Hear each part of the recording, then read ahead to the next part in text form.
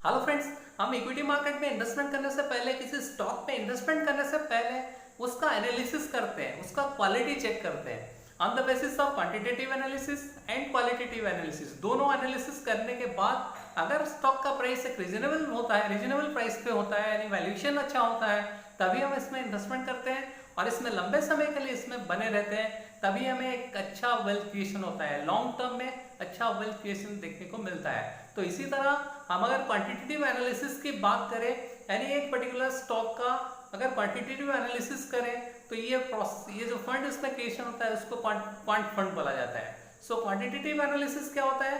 Quantitative analysis basically company का P ratio, कुछ financial ratio के ऊपर इसका डाटा कलेक्ट किया जाता है, उसके बेसिस पे इन्वेस्टमेंट किया जाता है। जैसे कि हम अगर पी रेशियो की बात करें, पीबी रेशियो की बात करें, ईपीएस की बात करें, ऐसे कई सारे फाइनेंशियल पैरामीटर के ऊपर उसको रिसर्च करने के बाद उसमें इन्वेस्टमेंट डिसीजन लिया जाता है। इसको बोला जाता है क्वांटिटेटिव एनालिसिस और ये फंड को बोला जाता है क्वांट फंड।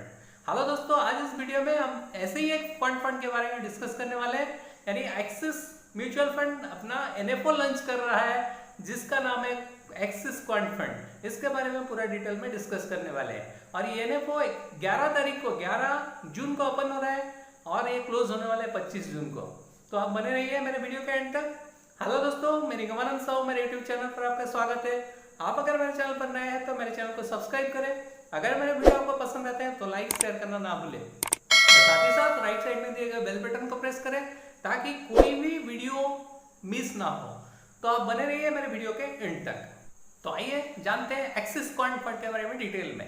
जैसे कि एक्सिस क्वांट फंड ये एक ओपन एंडेड स्कीम है और ये इन्वेस्टमेंट, इसका जो मॉडल है क्वालिटेटिव मॉडल के ऊपर काम करेगा। ये स्कीम फॉलोइंग क्वांटिटेटिव मॉडल और ये fundamentally driven quant fund approach रहेगा। और इसमें एक्सिस क्वांट फंड का जो फिलॉसफी है, इसमें जो रहेगा अप्रोच रहेगा, फंडामेंटल अप्रोच रहेगा, use of factors like quality, growth and value.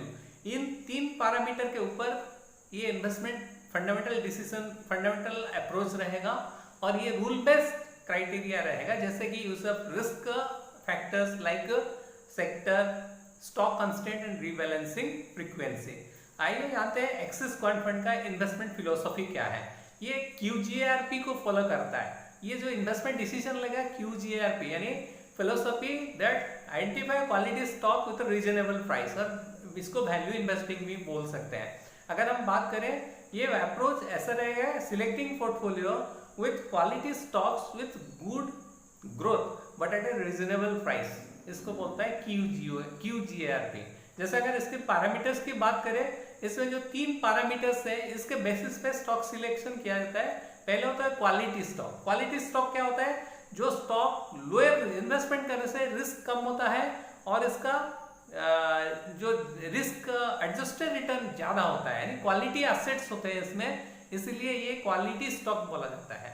Asset quality अच्छा होता है इसीलिए ये रिस्क एडजस्टेड रिटर्न अच्छा मिलता है इसमें।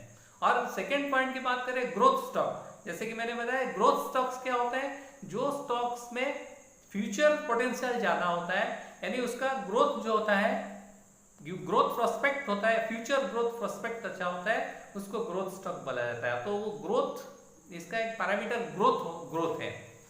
ओके, उसके बाद वैल्यूएशन की बात करें, हम अगर किसी स्टॉक में इन्वेस्टमेंट करते हैं तो वैल्यूएशन कैसे चेक करते हैं? इसमें कई सारे पैरामीटर्स है, उसके ऊपर हम चेक करके उसमें इन्वेस्टमेंट करते हैं। अगर वो अंडर वैल्यूड होते हैं स्टॉक, यानी उसका जो एक्चुअल मार्केट प्राइस होता है, अगर वो मार्केट प्राइस और फेयर वैल्यू से कम होता है, तभी हम उसमें इन्वेस्टमेंट करते हैं। यानी फेयर वैल्यू उसको निकालते हैं, जो एनालिसिस करके फेयर वैल्यू निकालते हैं, उसके बाद उसमें इन्वेस्टमेंट करते हैं। तो ये 3 पैरामीटर के ऊपर ये क्वांट फंड इन्वेस्टमेंट करता है। जैसे हमारे पहले पैरामीटर की बात करें, क्वालिटी पैरामीटर, किन किन पैरामीटर को चेक करेगा? पहला है ROE देखेगा, रिटर्न ऑन इक्विटी। उसके बाद ROC, return on capital employed, कितना कंपनी कैपिटल एम्प्लॉय किया, उसके ऊपर कितना रिटर्न मिला। उसके बाद डेट टू इक्विटी रेशियो और वोलेटिलिटी। ये 3 पैरामीटर्स है, ये क्वालिटी में आता है। क्वालिटी का ये 3 पैरामीटर है। उसके बाद हम अगर देखें दूसरे पैरामीटर ग्रोथ की बात करें, इसमें अर्निंग्स देखा जाता है, अर्निंग्स इंप्रूवमेंट, यानी पिछले साल के मुकाबले इस साल कितना अर्निंग्स बढ़ रहा है, उसके बेसिस पे डिसीजन लिया जाता है, यानी ग्रोथ होगा कि नहीं होगा इससे पता चलता है। और चेंज इन प्रॉफिट मार्जिन, पिछले साल के मुकाबले इसमें प्रॉफिट बढ़ा है या घटा है। उसके बाद आता है एनालिस्ट फोरकास्ट, यानी जो फोरकास्ट किया जाता है, जो उसको बोलते हैं एडवांस फोरकास्ट करते हैं अगले साल क्या होने वाला है, कितना ग्रोथ देखने को मिलेगा। तो ये ग्रोथ दर्शाता है, ये ग्रोथ पता चलता है कंपनी का क्या ग्रोथ होने वाला है आने वाले समय में। उसके बाद अगर तीसरा वैल्यूएशन की बात करें, पैरामीटर वैल्यूएशन की बात करें, वैल्यूएशन हम कैसे पता करें किसी स्टॉक का, उसका पीई रेशियो से यानी प्रॉफिट अर्निंग रेशियो से, प्राइस टू बुक वैल्यू से, और उसके अलावा डिविडेंड यील्ड से और प्राइस टू सेल, ये 4 पैरामीटर पे हम इसका वैल्यूएशन निकाल सकते हैं। तो ये 3 बेसिक पैरामीटर से जिस बेसिस पे इसका स्टॉक सिलेक्शन होता है, यानी क्वांट फंड में इसका स्टॉक सिलेक्शन किया जाता है। तो यही जानते हैं इसका एप्लीकेशन कैसे होता है QGRP का। जैसे मान लीजिए एक स्टॉक ए है जिसका इंडस्ट्रीज में है, सेक्टर इंडस्ट्रीज में है, इसका क्वालिटी पॉइंट अगर हम दें, इसका क्वालिटी 2.27 है, ग्रोथ का पॉइंट है 2.61 है और वैल्यूएशन 1.92 है, तो इसका कंपोजिट स्कोर लिया जाएगा, इसका कंपोजिट स्कोर होगा 4.6। और सेकेंड स्टॉक की बात करें, स्टॉक बी की बात करें, फाइनेंशियल की बात करें, फाइनेंशियल सेक्टर से है, जिसका क्वालिटी में पॉइंट जो दिया जाता है 0.4 है और ग्रोथ में 1.21 और इसका वैल्यूएशन 3.33 है, तो इसका कंपोजिट स्कोर कितना होगा 4.94। इसी तरह हम स्टॉक का सिलेक्शन करते हैं कंपनी, इसी तरह इस 3 पैरामीटर के बेसिस पे इसका सिलेक्शन होगा, कंपोजिट स्कोर दिया जाएगा। उस हिसाब से जो जिस कंपनी का ज्यादा स्कोर होगा उसका इसमें वेटेज ज्यादा होगा, इस फंड में, इसका फंड में उसका वेटेज ज्यादा होगा। इस stock is assets along with the dimensions of QGRP and composite score is calculated on the basis of individual matrices. Higher the score, जिसका स्कोर ज्यादा होगा उसका वेटेज ज्यादा होगा इस पोर्टफोलियो में। तो आइए जानते हैं इस एफिशिएंट रिस्क मैनेजमेंट कैसे किया जाता है, इसमें इसके बारे में देखते हैं। जैसे हम सेक्टर की बात करें, सेक्टर वेटेज क्या रहेगा, एलोकेशन रहेगा फाइनेंशियल का। अगर कंपोजिट स्कोर इसका ए है और रिस्क है, कंपोजिट स्कोर ए है और रिस्क है बी, अगर फाइनेंशियल सेक्टर में ये काम करती है कंपनी यानी स्टॉक बी है, तो इसका अगर कंपोजिट स्कोर है 4.94 और रिस्क है 11, कंपोजिट स्कोर है 4.94 और रिस्क है 11, और इसका कंपोजिट स्कोर टू रिस्क कितना हो जाएगा 0.45।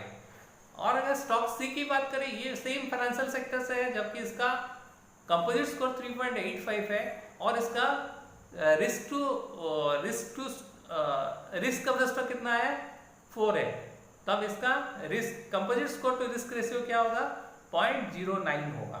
तो इसी तरह अगर लिक्विडिटी की बात करें, ये लो लिक्विड है स्टॉक बी, अगर लो लिक्विड है और स्टॉक सी हाई लिक्विड है, तो जो लो होगा वेटेज पोर्टफोलियो में किसका वेटेज होगा लो, स्टॉक बी का वेटेज लो होगा, जबकि स्टॉक सी का वेटेज हाई होगा।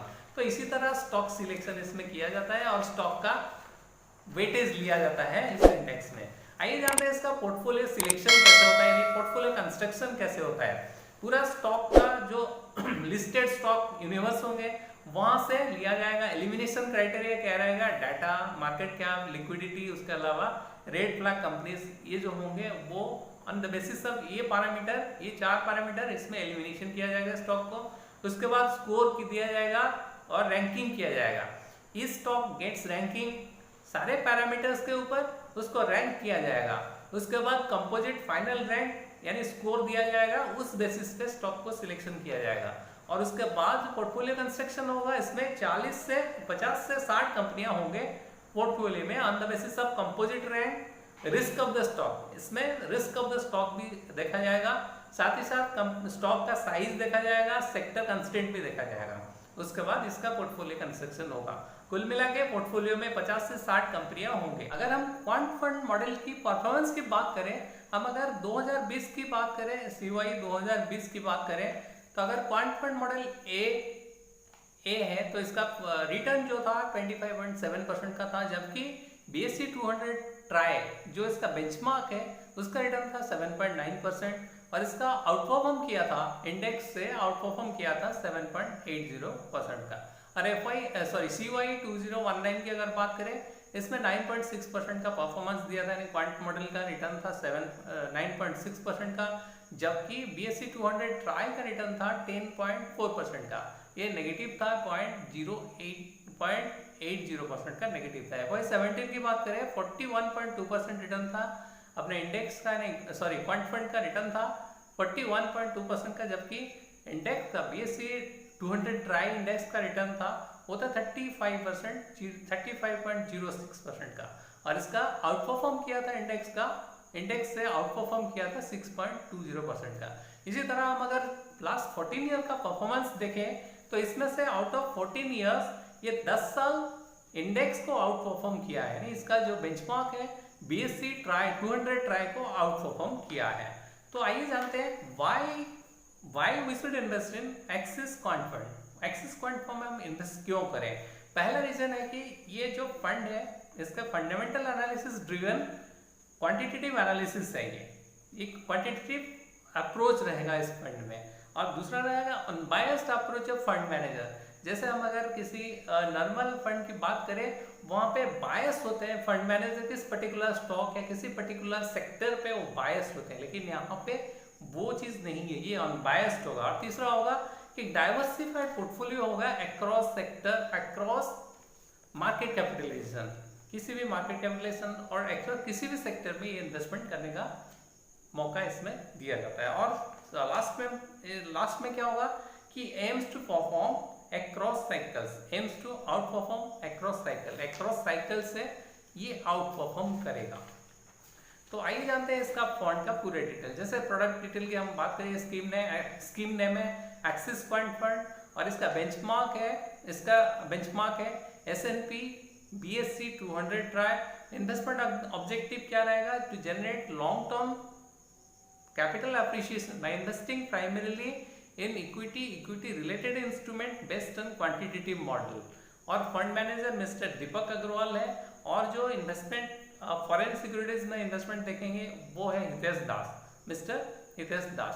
और एसेट एलोकेशन की बात करें तो ये अप टू 80 to 100% ये इन्वेस्टमेंट किया जाएगा क्वांटिटेटिव एनालिसिस पे, क्वांटिटेटिव मॉडल पे, इक्विटी रिलेटेड इंस्ट्रूमेंट में इन्वेस्टमेंट किया जाएगा। 0 to 20% डेट और 0 to 20% अदर इक्विटी में इन्वेस्टमेंट करेगा, और डेट और मनी मार्केट में 0 to 20% तक इन्वेस्टमेंट कर सकता है। और साथ ही साथ रीट और इनबिट्स में भी 0 to 10% तक इन्वेस्टमेंट इस फंड में किया जा सकता है। ज़्यादा एग्जिट लोड की सवाल है इसमें, अगर आप रिडीम करते हैं 12 महीने के अंदर आप रिडीम करते हैं, अगर आप 10% आपका पोर्टफोलियो का 10% तक आप रिडीम करते हैं तो कोई आपको चार्जेस नहीं लगेंगे। अगर 10% ज़्यादा करते हैं 12 महीने के अंदर तभी आपको 1% का एग्जिट लोड लगेगा, और अगर आप 12 महीने के बाद एग्जिट करते हैं तो आपको कोई एग्जिट लोड नहीं लगेगा। और जहाँ तक इसका इन्वेस्टमेंट की सवाल है, इसमें मिनिमम इन्वेस्टमेंट यानी एप्लीकेशन अमाउंट 5000 रहेगा, उसके बाद मल्टीपल ऑफ 1 रुपीज़ के हिसाब से आप इसको इन्वेस्टमेंट कर सकते हैं। तो ये जो फंड है, ये क्वांट फंड बेसिकली कौन इन्वेस्टमेंट कर सकता है इसमें? जो थोड़ा ज़्यादा रिस्क ले सकता है और लंबे समय के लिए इन्वेस्टमेंट करना चाहेगा तो इसमें आपको अच्छा प्रॉफिट मिल सकता है, क्योंकि हमने देखा है कि BSE 200 ट्राई को ये आप 14 इंस्टेंसेस लिया जाए उसमें से करीबन 10 इंस्टेंसेस में ये आउट परफॉर्म किया है BSE ट्राई इंडेक्स को, BSE 200 ट्राई इंडेक्स को इसने आउट परफॉर्म किया है। तो इस हिसाब से देखा जाए ये एक अच्छा फंड है जो लॉन्ग टर्म के लिए बना रहेगा, और थोड़ा सा जो रिस्क लेगा वो रिटर्न भी अच्छा इसमें मिल सकता है। अगर आपको इन्वेस्टमेंट करना है तो आप अपने फाइनेंशियल एडवाइजर से एक बार जरूर सलाह लें। ऐसे वीडियो अपडेट्स के लिए मेरे चैनल को सब्सक्राइब करें, साथ ही साथ बेल बटन को प्रेस करें। Thanks for watching my video.